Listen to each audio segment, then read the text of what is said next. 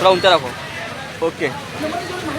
कश्मीर भारत का अविभाज्य अंग है और अटूट अंग है।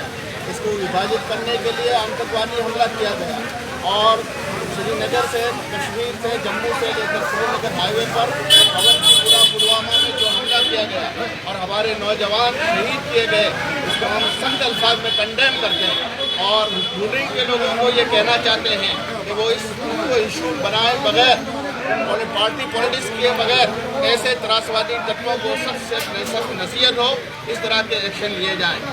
इन नौजवानों के, इन जवानों के परिवारों के साथ हम सहानुभूति व्यक्त करते हैं और आज पर कपरी घड़ी में हम उनके साथ हैं। हम देश के लोगों को भी कहते हैं कि इस वक्त सब हम अपने इख्तिलाफात भूल कर इन त्रासवादी के हमलों का आपस में मिलजुल कर मुकाबला करें और देश को किसी तरह का नुकसान न हो, इसके लिए हम पूरी ताकत के साथ लड़ेंगे।